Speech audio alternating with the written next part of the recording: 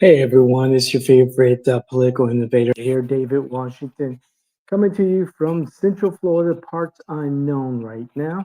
Hey, while I'm working at my computer here, I just wanted to take a moment to kind of talk about something that a conversation I was having with a friend about a week or so ago. And let me preface this that if I didn't have the life experience that I have and have lived out of the country and experienced things here in America that I have experienced, I would not be making this particular video.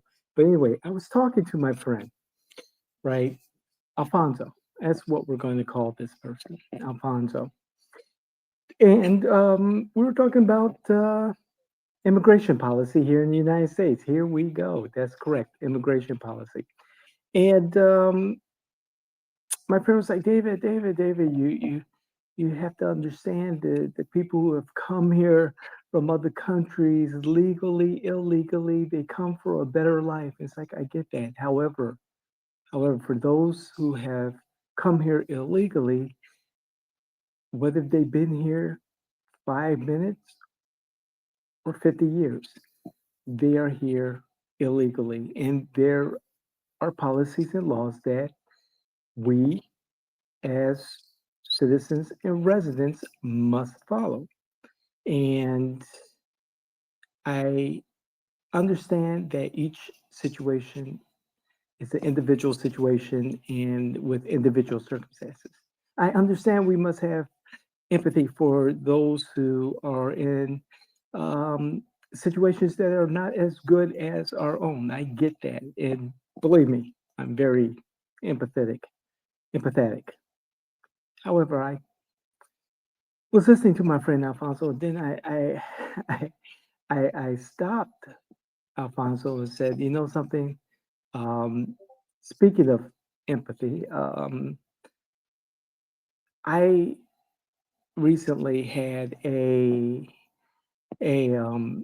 get together at my apartment um, for some past associates that worked with Jay in Washington.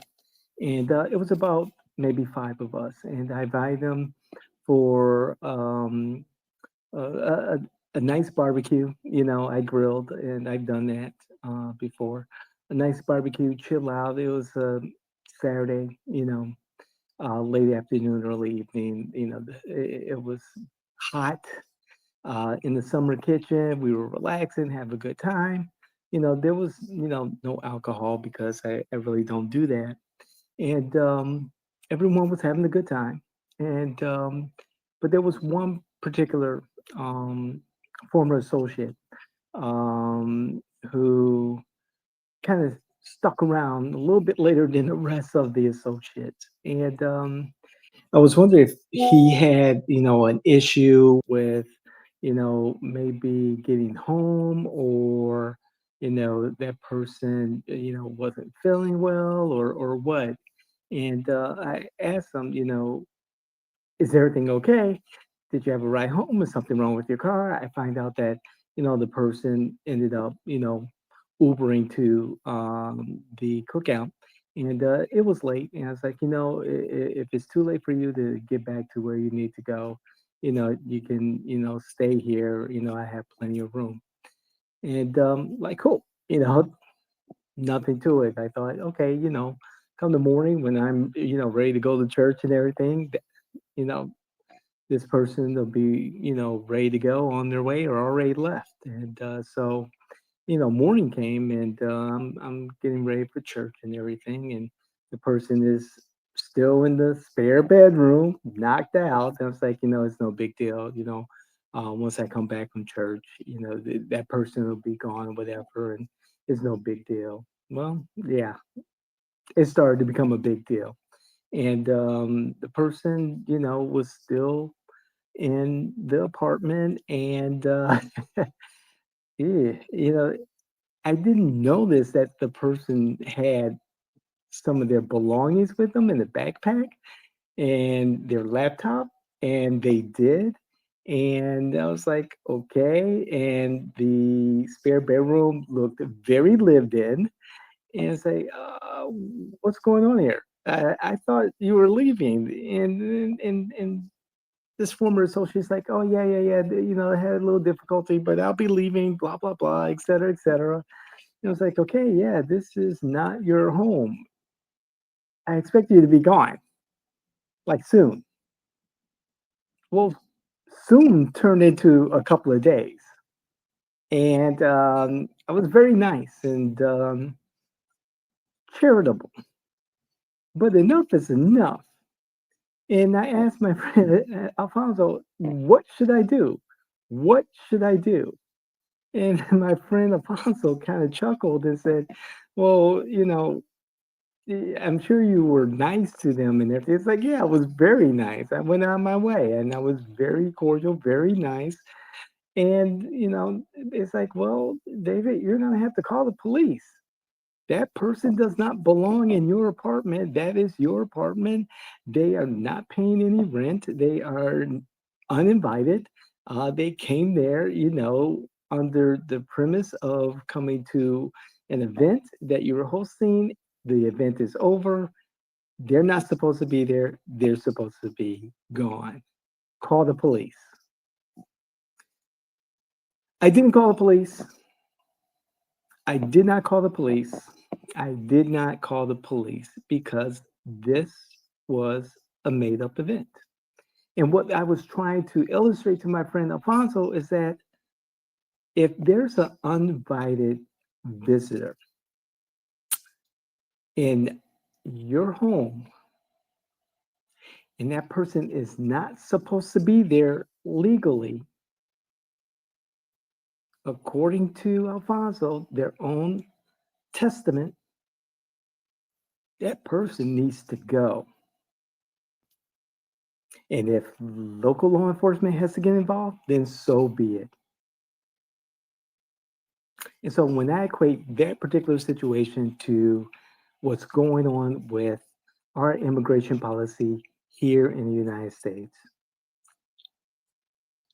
in the Trump administration, no matter where you fall in this argument, no matter where your stance is in this particular issue, regardless of what it is, the law is the law, and this administration is actually enforcing the law.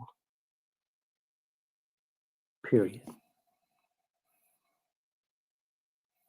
Of course, my friend Alfonso was a little bit upset because, you know, the illustration I laid before Alfonso was something that they were not expecting to equate to the conversation we were having about immigration policy.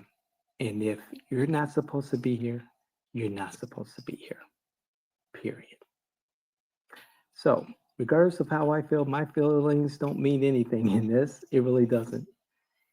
And it's unfortunate that people who have made a life here in these United States, however, made no effort to get back in line and go through the process of becoming a US citizen. And that's not fair to those individuals who did it the right way, who stood in line and waited their turn. For those who have decided to take the government's offer of $1,000 and free transport back to their home countries with the promise of being able to come back in the right time interval and apply for residency or citizenship. However, for those of you who are arguing on behalf of the larger illegal immigrant community, and arguing against the policy of enforcing the law, it may be messy, it may be ugly, it may be nasty, but perhaps we're doing the right thing for America first.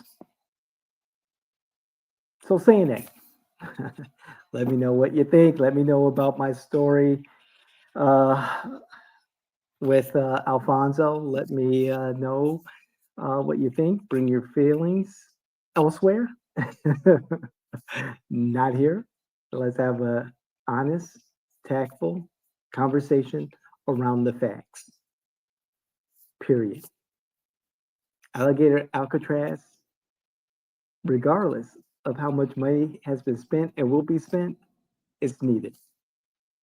And if you think that's wrong, well, get out and vote for someone else in 2026. But to the liberals and Democrats and their allies, what is the alternative? What is your solution? While I listen to the crickets, I want to tell our viewers and our listeners, thank you, thank you, thank you. God bless. Thank you for listening, for watching. And if you think that others can learn from this content, grow from this content, please, whether it's your family, your friends, those influencers in the wild, candidates, electeds, please share this content with them so we all can have a tactful conversation and engage one another in respectful ways.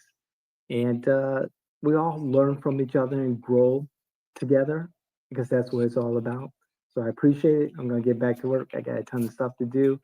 We'll see you the next time. This is the David Washington Show. My opinion,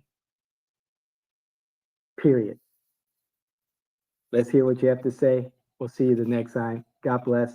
Love you. Bye.